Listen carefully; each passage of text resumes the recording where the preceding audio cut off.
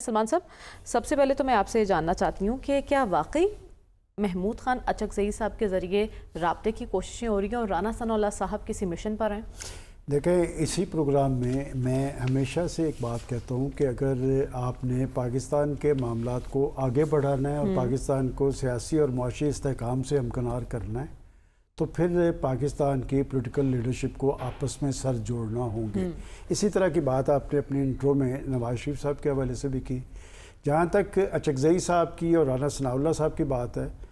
تو یہ میرا تجزیہ نہیں ہے، یہ میں آپ کو 100% انفارمیشن کی بنیاد پہ بتا رہا ہوں کہ نہ تو پارٹی نے رانا ثناء اللہ خان صاحب کو اس طرح کا کوئی گرین سگنل دیا ہے، نہ وہ دے رہے ہیں، نہ وہ پی ٹی آئی یا پی ٹی آئی کے کسی نامزد کردہ کسی شخص سے مذاکرات یا ڈائیلاگ کے خواہاں ہیں۔ اس لیے کہ آج لاہور کے اندر پارٹی کی لیڈرشپ بھی موجود تھی اور پاکستان کے چیف ایگزیکٹو بھی موجود تھے اور انہوں نے کلیئر کٹ 3-4 چیزیں دیکھیں، یہ میں اجلاس کے حوالے سے بات نہیں کر رہا، یہ انہوں نے پالیسی لائنز ڈرا کی ہیں اور یہ پالیسی لائنز پارٹی کے پریزیڈنٹ نے پارٹی کے لوگوں کو اور حکومت کے سربراہ نے اپنے وزراء کو اور مشیروں کو کہا ہے کہ جب تک 9 مئی کے واقعات پر ندامت اور شرمندگی کا اظہار نہیں ہوتا تو نہ تو ان سے کوئی مذاکرات ہو سکتے ہیں، اور ان کا یہ بھی کہنا ہے کہ جی بات یہ کہ اس وقت جب ہم پاکستان کی معاشی بحالی کے حوالے سے سنجیدہ اقدامات کر رہے تھے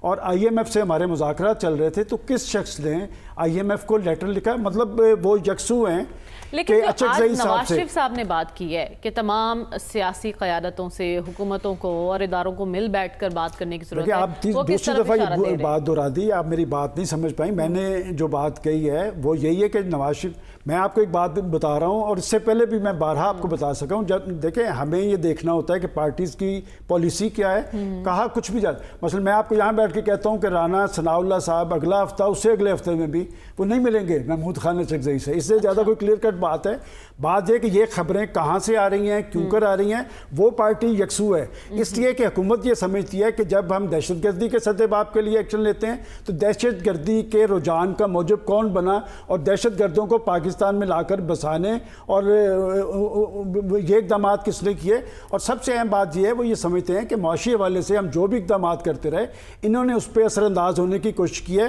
لائن انہوں نے یہ ڈرا کی ہے جی کہ اس صورتحال کے اندر ایک شخص جو ہے پاکستان کے اندر ریاست اور ریاستی اداروں کے خلاف ایک کمپین کرتا رہا ہے۔ اس حوالے سے آج کی صورتحال میں بھی جب دہشت گردی کا عمل ہے، آپ دیکھ رہے ہیں کہ آپ کے سوشل میڈیا پہ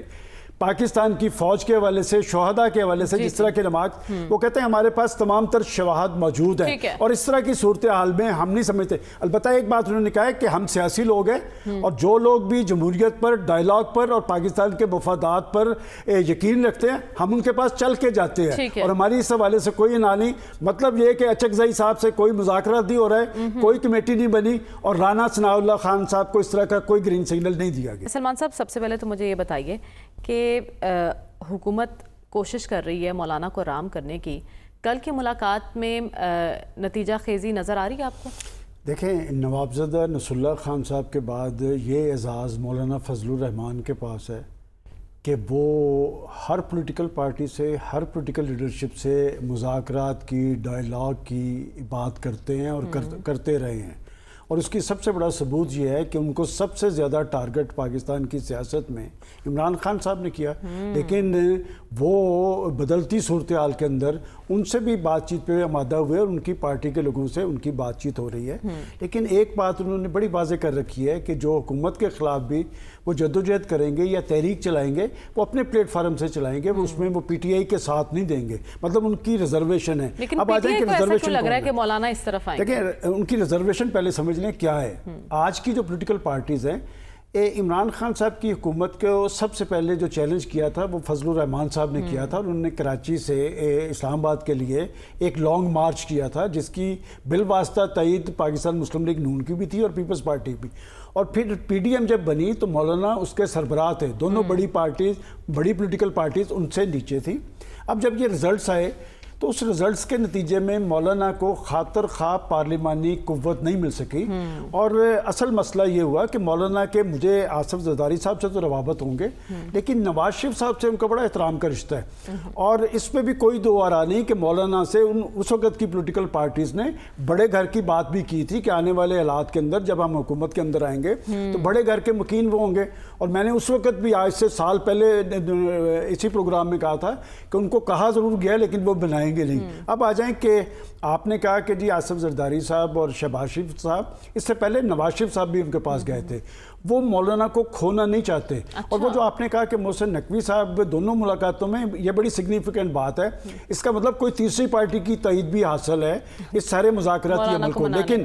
دیکھیں ہوگا کیا، مولانا کے لیے سب سے بڑا مسئلہ یہ ہے کہ مولانا پچھلے 7 ماہ کے اندر انہوں نے ایک لائن لی ہوئی ہے پارلیمنٹ کے اندر بھی اور باہر بھی، وہ کہتے ہیں یہ فارم 47 کی حکومت ہے، وہ دھاندلیوں کی بات کرتے ہیں، وہ یہ کہتے ہیں یہ سارا انتخابات، اور اگر میرے ساتھ بات کرنی ہے تو وہ انتخابات کی کریں، اور اگر بات کرنی ہے تو انتخابات میں شفاف اصلاحات کی کریں۔ مولانا کی ضرورت ہے اس وقت حکومت کو، دراصل ایک پیکج وہ لانا چاہتے ہیں، جوڈیشل ریفارم کا پیکج۔ اب یہ دیکھنا یہ ہے کہ مولانا کو کون رام کر پائے گا۔ ایک بات میں آپ کو بتا دوں، میں بہت پہلے سے آپ کو کہہ رہا ہوں کہ انہوں نے ایک لائن لی ہوئی ہے، انہوں نے اور جماعت اسلامی نے، کہ بڑی پولیٹیکل پارٹیز ہمیشہ چھوٹی پولیٹیکل پارٹیز کو استعمال کرتی ہیں احتجاج کے لیے، احتجاجی تحریک کے لیے، اور جب وہ مسند اقتدار پہ پہنچتی ہیں تو آنکھیں پھیر لیتی ہیں۔ لہٰذا مولانا کو خوب سوچ سمجھ کر فیصلہ کرنا پڑے گا، اور اس لیے کہ اس ساری صورتحال پہ ان کا اپنا اعتماد اور اعتبار کے آگے بڑا سوالیہ نشان کھڑا ہے۔ ان کی جو قریبی ذرائع ہیں وہ تو یہ کہتے ہیں کہ مولانا فیصلہ جو کریں گے